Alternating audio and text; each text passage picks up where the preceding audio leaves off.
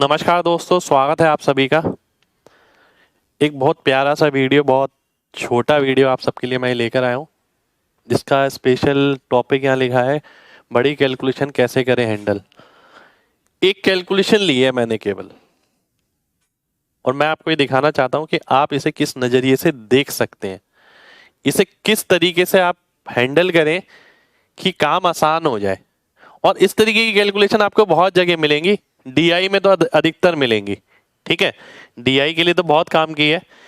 एक ग्राफ है आपके सामने, ये पाई डायग्राम जिसे कहते हैं हम, ठीक है, पाई चार्ट बोलते हैं। स्कूटर की मात्रा, ट्रक की मात्रा, कार, साइकिल। स्कूटर की मात्रा 23.47% है और यहाँ पर स्कूटर की मात्रा 26.55% है।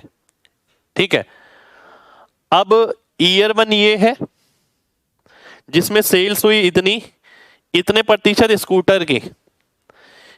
ईयर 2 में सेल हुई इतने प्रतिशत स्कूटर की। ये अपने आप में ही बहुत गंदी कैलकुलेशन है, बहुत ही ज्यादा। ध्यान से देखें, बहुत ही ज्यादा कैलकुलेशन इसके अंदर है। क्वेश्चन एक ही है इसके अंदर, और मैं उस एक क्वेश्चन को डिटेल में एक्सप्लेन करूंगा, आपको समझाऊंगा कि आपको ये कैलकुलेशन कैसे हैंडल करनी चाहिए थी एग्जाम में। ठीक है, calculate percentage change in revenue of scooter from year 1 two year 2। पहले साल से दूसरे साल के अंदर रेवेन्यू में कितने प्रतिशत का बदलाव आया, आइए देखते हैं। पहले साल का रेवेन्यू कितना है, इतना 17,342.34। ठीक है, इंटू 23.47%, जिसे मैं 0.2347 लिख देता हूं। ठीक है, और 17,342.34 इंटू 0.2347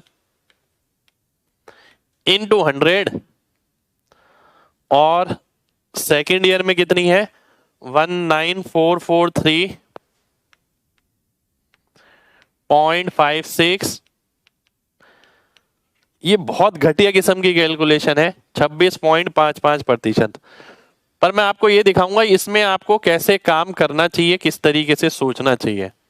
ठीक है, ये इंक्रीमेंट पूछा है, कितने परसेंट इंक्रीज हुआ या चेंज हुआ।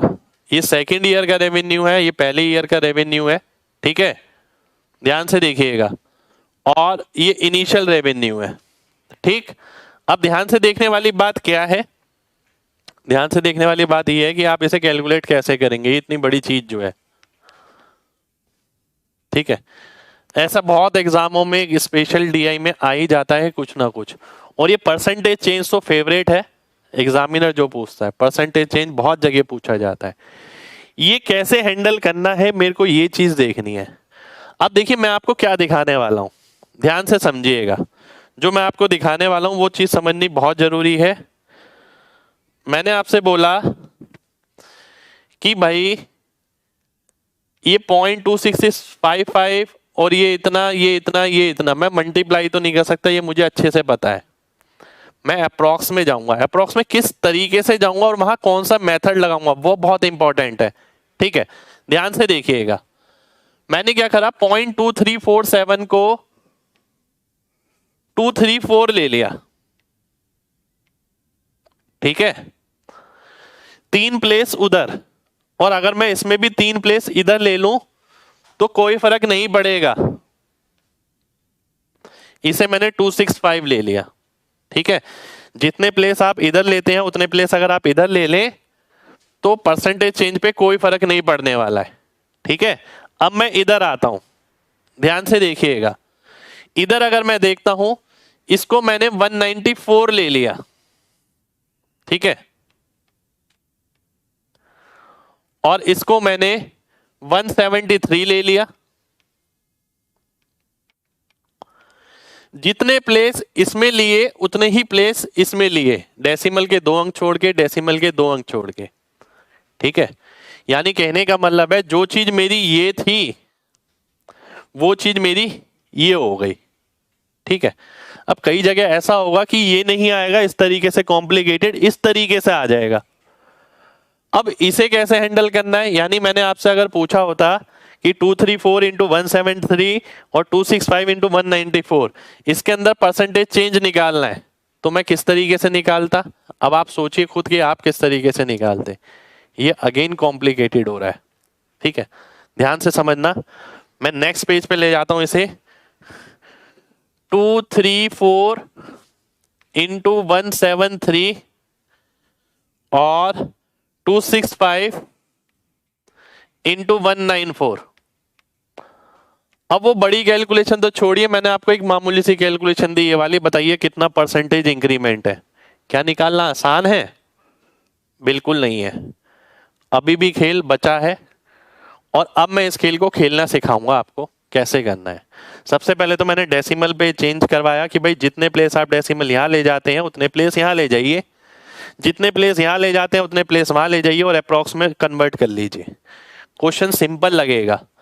अब मैं यहां पर आया 234 इंटू 173, 265 इंटू 194। अब काम की चीज सुनिएगा, दो लगातार परसेंटेज इंक्रीमेंट डिक्रीमेंट वाली चीज दिमाग में रखिए और देखिए ध्यान से। मैं ये बोल सकता हूं जो पहली वैल्यू है वो 234 से 265 हो गई, जो दूसरी वैल्यू है वो 173 से 194 हो गई, ठीक है। मुझे टोटल परसेंटेज इंक्रीमेंट निकालना है।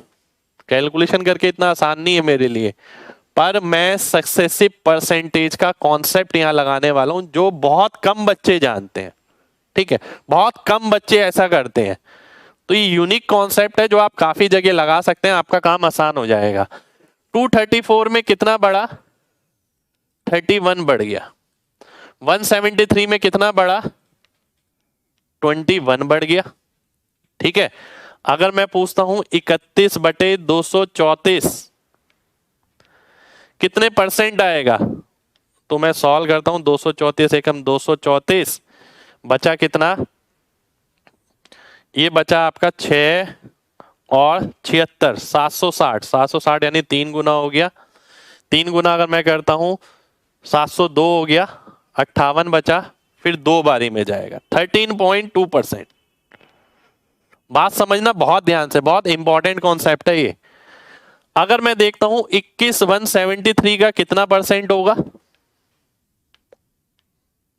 173 वन जा, ठीक है, 173 वन टाइम्स जाएगा।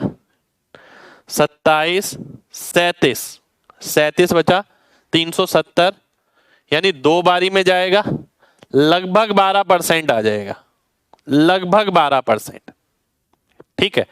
अब बात समझना, मैंने ये बोला कि भाई 2 लगातार नंबर हैं, पहला नंबर बढ़ता है कितना? 13.2% और दूसरा नंबर बढ़ता है कितना?